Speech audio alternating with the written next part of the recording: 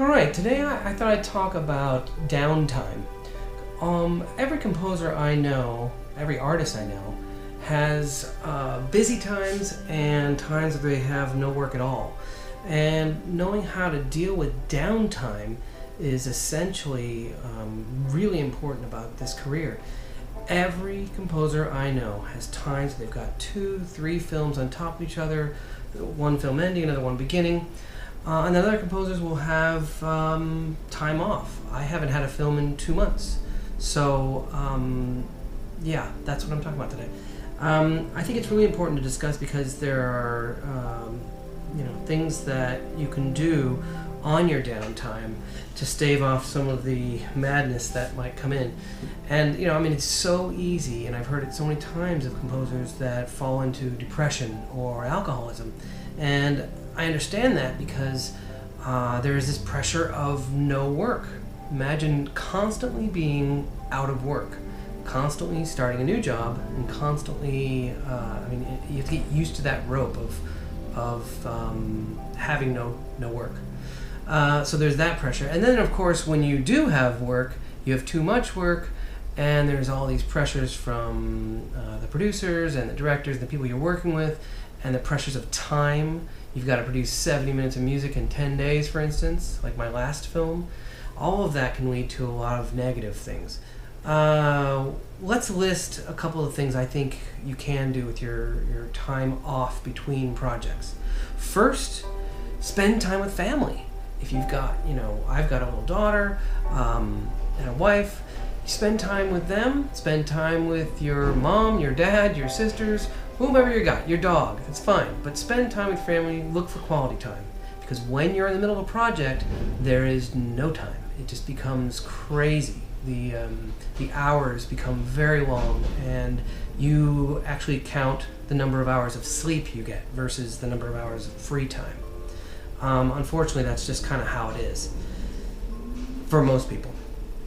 I think the second thing you can do when you're not in the middle of a project, a paying project, is write. John Williams once said to a group of people that I was standing in, write every day and everything else will take care of itself. I agree, that's 100% true. Just write every day. So who cares you're not on a film or you're not on a game? Write something. Write a concert piece, write a string quartet, write a symphony, write a concept album.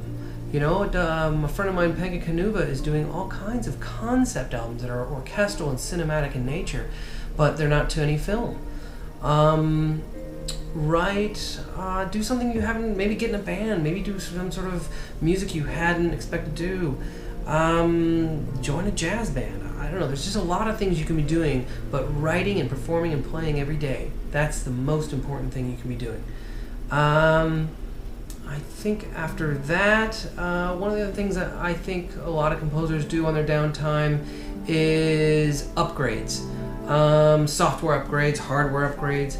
Don't do that in the middle of a project. I know many composers, very professional composers, that are way back on Logic 9 or DP7.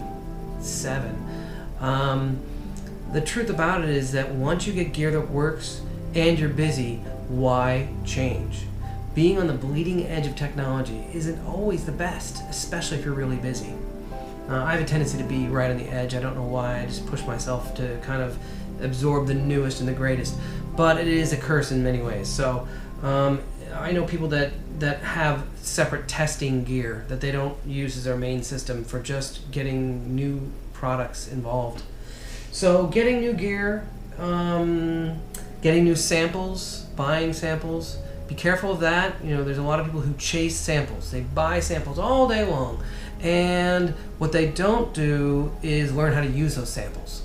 A sample collector who doesn't work enough and spends all this money and gets tons of credit card debt, that's not a good thing. So you don't need every new sample library that comes down the pipe. Just learn your tools really well. And that would lead to my number 4th thing you can do, and that is practice. Practice your gear. This is your instrument. So every day when you're not writing something, you should be doing something else to test your systems, to be learning about how to maximize your gear. It's almost like a surfer who waxes his board and goes out surfing every day. It's not that he's in a tournament every week, it's just that he's practicing. He's keeping his chops up. You should be doing the same. I do mock-ups. I'm looking at doing a Star Wars mock-up right now, some little piece. And the thing about mock-ups, you don't need to do that much. I'm doing about 8 bars of something from the new Star Wars movie, just to test a new brass library that I got. So, having scores, I do, find that orchestral scores are kind of, it's a challenge of how can you make it sound as real as possible. So I get scores. There's a friend of mine, Tim Rodier, has a company called Omni Music Publishing, and he's put out things like James Horner's Willow and Jerry Goldsmith's Total Recall, Back to the Future.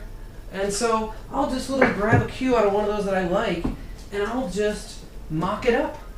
And it won't be the whole piece. Sometimes it will be. Maybe, if I feel the need to keep going, I will, or I feel the want. There's so much to learn orchestrally from an orchestration point of view, from an instrumentation point of view, and how to make this sound real. And the truth about it is, with samples, sometimes you do things with samples that you would never do live. Muted strings, for instance. Oftentimes I'll use muted strings in MIDI mock-ups, but not in the live session, because basically the muted strings just sound smoother sometimes. So I guess that's the fourth thing. And if all else, I think the fifth thing on the list of things to do on your downtime is get out of your studio. Go on a vacation. Go out to go to events, go to film festivals, go to meet other filmmakers, go have lunch with a friend you haven't seen in a year, go have lunch with a friend you've never met before that maybe is somebody in the industry. Go meet people, go get out, go exercise, get out of your studio, whatever you got to do. Downtime isn't a negative thing.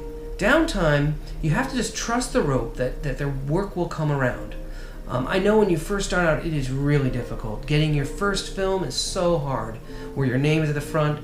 Getting your second film is harder. And as the snowball slowly rolls, on downtime you will gain royalties. And those royalties will help you survive financially during these slow periods. But is it everything? No, because royalties fluctuate a lot. And you might have a very low month, and then you're stuck. So always try to diversify. Try to have other means of income. I teach a little bit at a university. I have one class that I teach on film scoring. I have 3 companies. I have a staffing service for composers. I have a record label that puts out just my own music of things that other record labels didn't want.